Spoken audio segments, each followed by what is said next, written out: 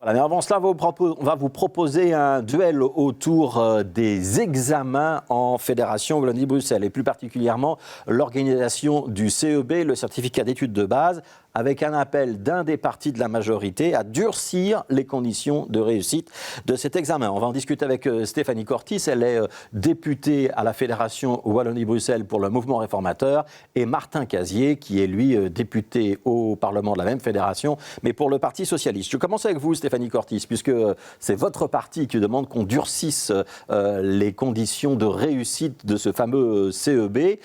Ça veut dire qu'il est trop facile à obtenir, il ne vaut plus rien ce diplôme ? Eh bien, dans le cadre d'un pacte qu'on qualifie depuis toujours d'excellence, il ne me paraît pas déraisonnable qu'on veuille renforcer le niveau d'exigence du CEB. En fait, il faut savoir que depuis qu'il a été créé en 99, le pourcentage d'élèves qui le réussissent est de environ 90%, mais le taux de réussite, lui, est fixé à 50%. Et on constate, et c'est ça le problème, c'est que 2 ans après, quand les élèves sont en fin de deuxième secondaire et qu'ils passent une autre épreuve, le CE1D, il y a alors 50% d'échecs. Donc on estime que effectivement le CEB n'est pas en adéquation avec les prérequis qui sont nécessaires pour réussir en secondaire. Et c'est pour ça d'ailleurs qu'on modifie les référentiels et les programmes qui vont suivre en renforçant les maîtrises des savoirs de base qui sont lire, écrire, calculer dans les premières années du primaire, mais aussi dans la foulée en voulant évaluer le CEB, en l'adaptant et en renforçant le niveau d'exigence. Ouais. Si je vous comprends bien, ça veut dire que le CEB est une photographie qui est un petit peu tronquée, qui ne rendrait pas compte du niveau réel des élèves et des difficultés qu'ils peuvent avoir après. Ça donne une fausse information. Ça veut dire qu'il faudrait quoi ? Il faudrait avoir 60, 70% des points pour décrocher son CEB. C'est quoi la proposition exacte du mouvement réformateur ? Notre proposition, donc, c'est de relever le taux de réussite entre effectivement 60 et 70%. Le chiffre n'est pas définitivement arrêté dans notre chef, mais ne pas rester à 50%. Mais bon, il faut savoir aussi que c'est pas il faut pas tomber des nues non plus. Dans l'accord de gouvernement, la déclaration de politique communautaire, il est prévu que le CEB est maintenu, reste obligatoire, certificatif, mais aussi que son niveau d'exigence sera renforcé. Et c'est vrai que là où mon groupe va plus loin, c'est en demandant dans ce renforcement du niveau d'exigence qui finalement, c'est pas très très clair, on ne sait pas trop ce qui est compris là-dessous, c'est de renforcer le taux de réussite et donc d'arriver entre 60 et 70%. Mais vous savez, dans les nouveaux référentiels, il est prévu que c'est qualifié de ce qu'il n'est pas permis d'ignorer.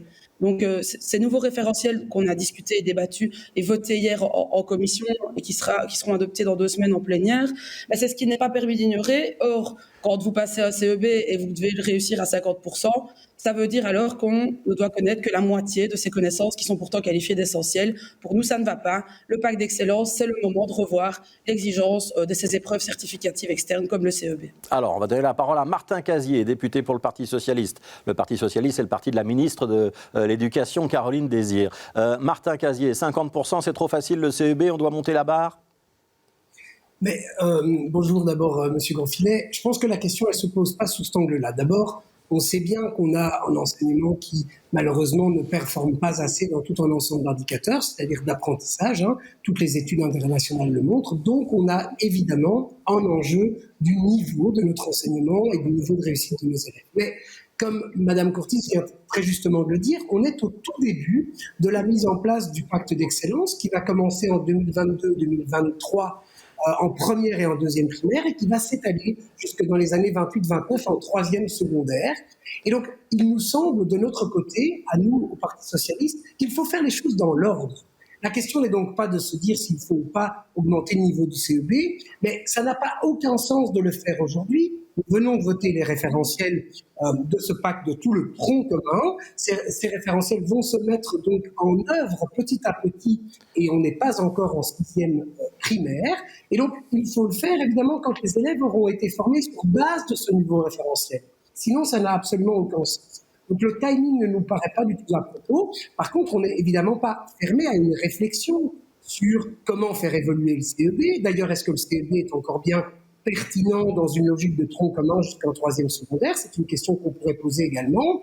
Mais donc, ce n'est pas le bon moment. Et secondement, Le pacte d'excellence prévoit surtout, et vous le savez, M. Grosfilet, Mme Cortis aussi, toute une question évidemment d'un meilleur accompagnement pour mieux pousser l'élève à acquérir des nouvelles compétences. Ici, le MR ne s'intéresse qu'à la manière dont on le sanctionne. Ça me paraît être un peu court également. Et donc, tout ça fait partie d'une réflexion plus globale. Oui, donc ça veut dire, si je vous comprends bien, qu'on ne va pas toucher au CEB tout de suite. J'ai entendu que dans les débats parlementaires, les écologistes étaient très très froids à la proposition du mouvement réformateur. Mais j'entends bien, Martin Casier, que vous ouvrez quand même une petite porte pour le futur. C'est-à-dire que ce n'est pas exclu qu'à l'avenir, on réfléchisse aux modalités du CEB et qu'éventuellement on le durcisse un petit peu. Ou j'ai mal compris? Non, ce que nous disons, pour être très clair, c'est que la question, ce n'est pas seulement la question de la sanction. Toutes les études démontrent que plus les élèves doublent, moins que le doublement n'améliore pas le niveau de nos élèves. Donc la question, c'est pas seulement de faire sanctionner ou de faire rater un élève en augmentant le niveau. L'enjeu, c'est de faire augmenter les compétences et les connaissances de nos élèves. Ça, c'est le pacte d'excellence. Ça, ce sont les référentiels, c'est-à-dire les programmes de cours. Donc, notre avis, c'est de surtout et d'abord s'attaquer à ces enjeux-là. C'est ce que nous sommes en train de faire. C'est ce que nous avons encore voté hier en commission avec les nouveaux programmes de cours et de faire évoluer ça dans le temps.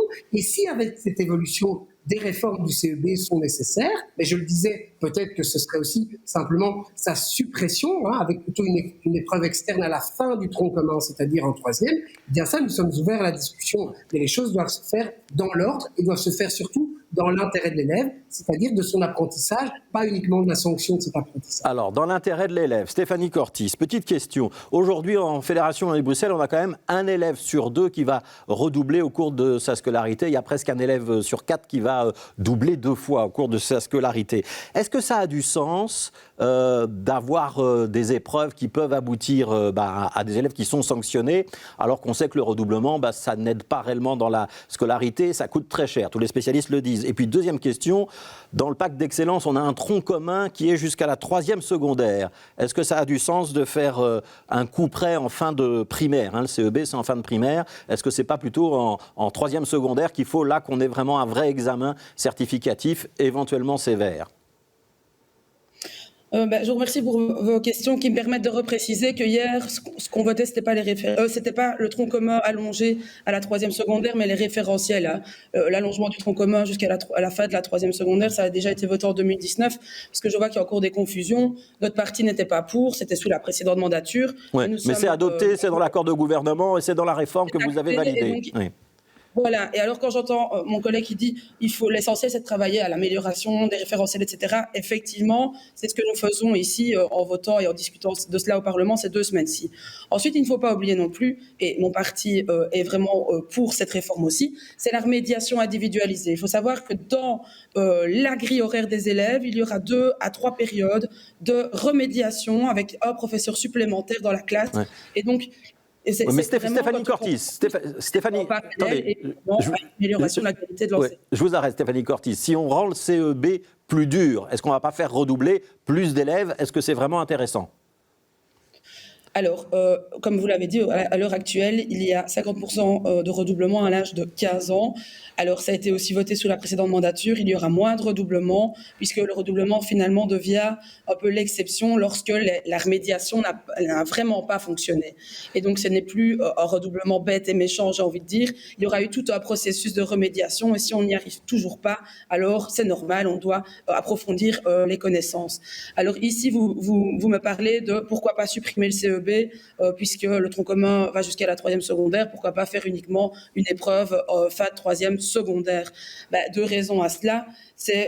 La première, c'est que je vois que le PS va en rediscuter, mais ça a été tranché dans l'accord de gouvernement en 2019. Il est dit que le CEB reste obligatoire et certificatif. Donc la question, elle a été tranchée. Maintenant, il faut évidemment évaluer le CEB, voir comment l'adapter, etc. et débattre de la question ou non de relever le taux de réussite. Bon, donc ça veut dire que les débats, ça veut dire que sont... Pardon, mais pour terminer, et la ministre Désir, j'ai rappelé aujourd'hui en plénière, le CEB, comme les autres épreuves certificatives externes, ce sont des outils de pilotage de notre système scolaire. Donc, si on ne fait pas des épreuves à certains moments réguliers, on ne sait pas du tout où en sont les élèves. Je ne pense pas qu'il qu'il faille attendre les 15 ans d'un élève avant de savoir si les connaissances sont acquises. Ouais. Et on doit avoir ces preuves externes pour la qualité de notre enseignement. Dernière question, très rapidement, pour Martin Casier. Vous avez sûrement entendu ou lu une étude du Bureau du Plan qui dit qu'avec le Covid, il y a eu des pertes d'apprentissage et que ça pourrait même avoir des répercussions économiques parce qu'on n'a pas organisé de rattrapage systématique en Fédération et Bruxelles. C'est pas un peu un mauvais bulletin pour la Fédération ? Mais deux choses. D'abord, je pense que Mme Cortis, oui, très rapidement, l'a dit elle-même, hein, l'enjeu, c'est pas tellement ce niveau de CEA, de CEB, c'est avant tout les compétences qui sont acquises. Donc, c'est tous les référentiels, c'est tout l'accompagnement, c'est les périodes de remédiation dont parle Mme Cortis très justement. Donc, je pense que c'était quand même un peu une annonce plutôt de l'ordre d'immédiat que de la réalité de l'amélioration de notre enseignement en Fédération Wallonie-Bruxelles. Et par rapport à ce que vous dites, Monsieur Grosfilet, vous avez raison, c'est un enjeu important. Je pense que le Bureau des plans a malheureusement, d'abord, n'a pas pris contact avec la Fédération Wallonie-Bruxelles pour réaliser son étude. En fait, ils se sont basés sur des études internationales et des benchmarks internationaux. S'ils avaient pris contact avec l'administration de la Fédération Wallonie-Bruxelles, ils auraient vu que 90 millions d'euros ont été débloqués pour remédier spécifiquement au retard dû au Covid. Donc tout l'enjeu, évidemment, c'est d'abord de reconnaître qu'il y a eu un retard dans les apprentissages et de tout mettre en œuvre pour les rattraper, pour pas que ce retard soit un fardeau à porter par les élèves durant tout leur enseignement. Voilà, ce sera la conclusion de ce débat. Merci beaucoup Martin Casier pour le Parti Socialiste et Stéphanie Cortis pour le Mouvement Réformateur.